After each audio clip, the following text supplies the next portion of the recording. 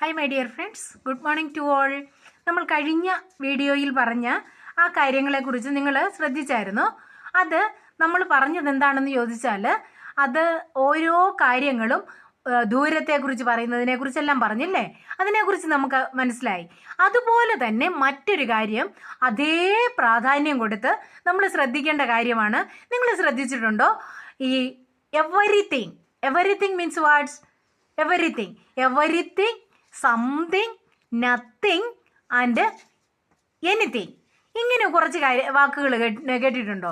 എന്താണ് ഇതിൻ്റെ വ്യത്യാസം? അതുപോലെ തന്നെ ഉള്ളതാണ്. എന്താണ്?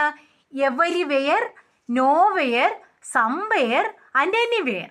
ഇതുപോലെയുള്ള വാക്കുകളുണ്ട്. ഇതിൻ്റെ വ്യത്യാസം എന്താണെന്ന് നിങ്ങൾ മനസ്സിലാക്കിയിട്ടുണ്ടോ? ഇതിൻ്റെ വ്യത്യാസം നമ്മൾ ആരും ശ്രദ്ധിച്ചിട്ടില്ലാത്ത, എന്നാൽ നമ്മൾ എല്ലാവരും ശ്രദ്ധിക്കേണ്ട ഒരു സംസാര മധ്യം നമ്മൾ അറിഞ്ഞിരിക്കേണ്ട ഒരു കാര്യമാണ് ഇതെന്താണെന്ന് നമുക്ക് വിശദമായിട്ട് സംസാരിക്കാം. Okay, come on, let's study it elaborately. Okay, come on. Okay, anywhere എന്ന് പറഞ്ഞാൽ എന്താണ്? എവിടെയെങ്കിലും. നോവെയർ ഒരിടത്തും. സംവെയർ ചിലയിടത്ത്. എവരിവെയർ എല്ലായിടത്തും. ഇത് നമ്മൾ ഉപയോഗിക്കുന്നതും ഇത് നോക്കിയേ, ഇതും അതുപോലെ തന്നെ. എനി കഴിഞ്ഞ് വേറെ ഇവിടെ വന്നെങ്കിൽ എനി കഴിഞ്ഞ് തിങ് ഇവിടെ വന്നു. എനിത്തിങ്. നോ കഴിഞ്ഞ് വേറെ ഇവിടെ വന്നപ്പോൾ നോ കഴിഞ്ഞ് തിങ് ഇവിടെ വന്നു. നത്തിങ് എന്നായി. നോ തിങ് എന്നല്ല, നത്തിങ്. സം വേറിന്റെ സ്ഥാനത്ത് തിങ് വന്നു. എവരി കഴിഞ്ഞ് വേറിന്റെ സ്ഥാനത്ത് തിങ് വന്നു. ഇത് തമ്മിലുള്ള വ്യത്യാസത്തെ കുറിച്ചാണ് നമ്മൾ ഇപ്പോൾ പറയാൻ പോകുന്നത്. ഇത് നമ്മൾ ഉപയോഗിക്കുന്നത് ഇവിടെ വരെ ഇത് നമ്മൾ ഉപയോഗിക്കുന്നത് എപ്പോഴാണെന്നറിയാമോ? ഇത് നമ്മൾ ഉപയോഗിക്കുന്നത് ഒരു സ്ഥലത്തെ കുറിച്ച് പറയുമ്പോൾ. when we tell about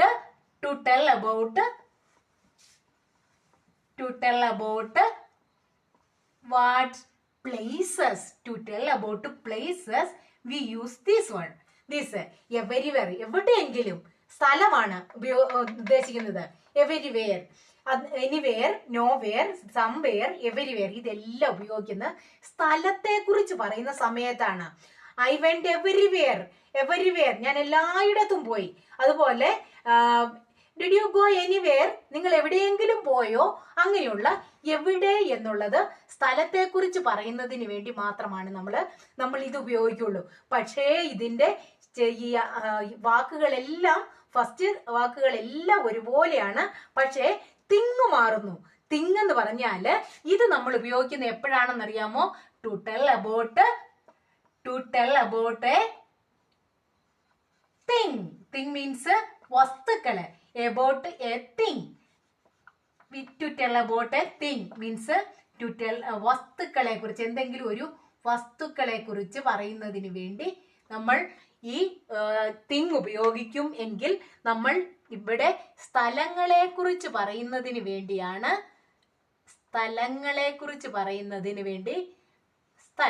സ്ഥലത്തെ കുറിച്ച് പറയുന്നതിന് വേണ്ടി ഇത് ഉപയോഗിക്കും.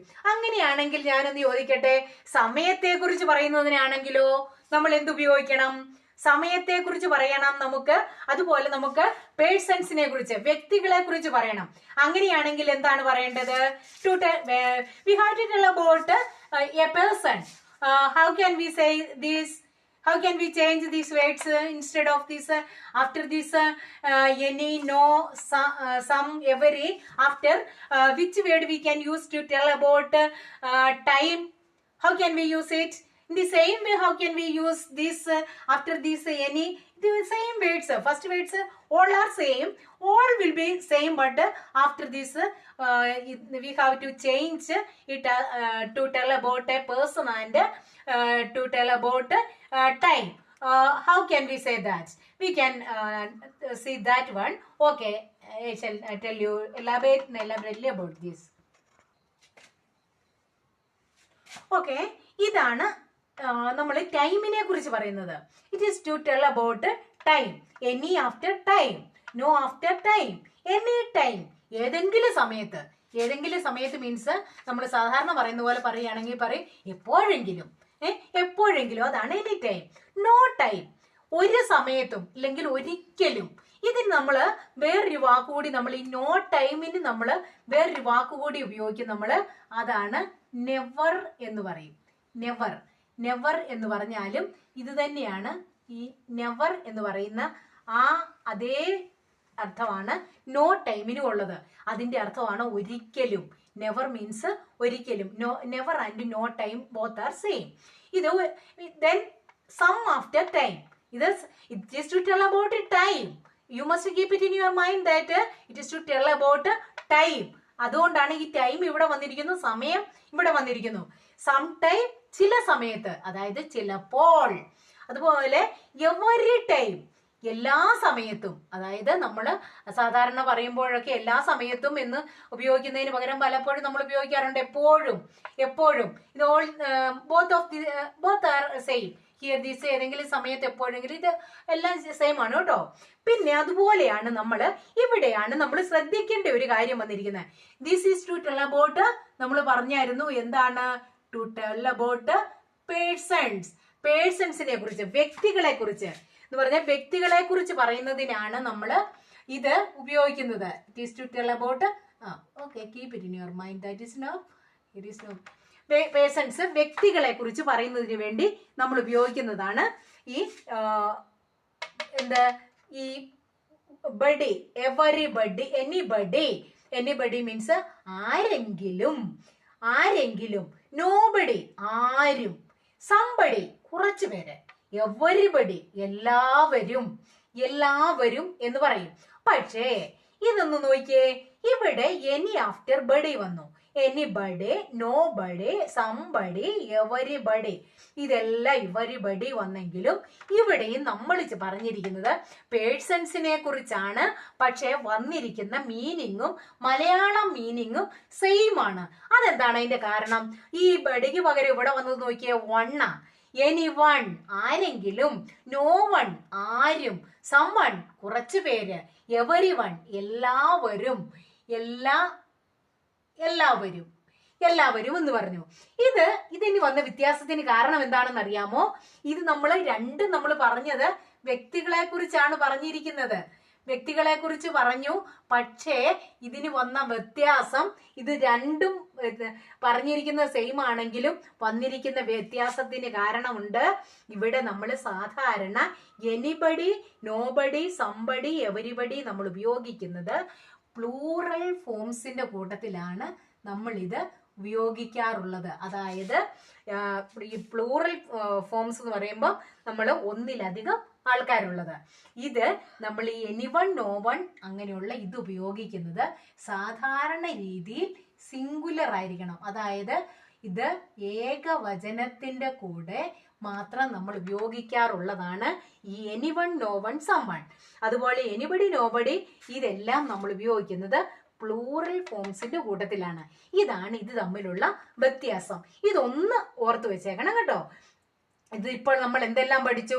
സമയത്തെ കുറിച്ച് പറയുന്നതിന് ഉപയോഗിക്കുന്നത്, വ്യക്തികളെ കുറിച്ച് പറയുന്നതിന് ഉപയോഗിക്കുന്നത്, അതുപോലെ സാധനങ്ങളെ കുറിച്ച് പറയുന്നത്, സ്ഥലത്തെ കുറിച്ച് പറയുന്നത്. ഇതെല്ലാം നമ്മൾ പഠിച്ചു കഴിഞ്ഞു. Okay, keep it in your mind and let's if you have any doubts we can clear it here after through the you can ask doubts to me. Okay, ഈ എനി, നോ, സം, എവരി ഇതിനോടുകൂടി, ഈ വാക്കുകളോടുകൂടി നമ്മൾ മാറ്റങ്ങൾ വരുത്തി. അതായത് നമ്മൾ ചെറിയ ഓരോ വാക്കുകൾ മാറ്റി, ഈ ഫസ്റ്റ് വേർഡ്സ് സെയിം ആണെങ്കിലും നമ്മൾ ആ വാക്കുകൾ ഉപയോഗിച്ച് തന്നെ സ്ഥലത്തെക്കുറിച്ചും വസ്തുക്കളെക്കുറിച്ചും പേഴ്സൺസിനെ കുറിച്ചും പിന്നെ എന്താണ് നമ്മൾ പഠിച്ചത്? പിന്നെന്തായിരുന്നു നമ്മൾ പഠിച്ചത്? സ്ഥലം, വസ്തുക്കൾ, ടൈം, പിന്നെ വ്യക്തികൾ. ഇത്രയും കാര്യങ്ങൾ ഈ 4 വാക്കുകൾ ഉപയോഗിച്ച് പല രീതിയിൽ പറയുന്നത് പഠിച്ചു. അത് തന്നെയല്ല, വ്യക്തികളെ കുറിച്ച് 2 രീതിയിൽ, സിംഗുലറും പ്ലൂറലും ഉപയോഗിച്ച് പറയുന്ന രീതിയെ നമ്മൾ പഠിച്ചു അല്ലേ? ഇത് നമ്മൾക്ക് എല്ലാവർക്കും അറിയാവുന്നതാണ്. പക്ഷേ നമ്മൾ ഒരുപക്ഷെ ഇതുവരെ ശ്രദ്ധിച്ചിട്ടില്ലാത്ത ഒരു കാര്യമായിരിക്കാം ഇത്.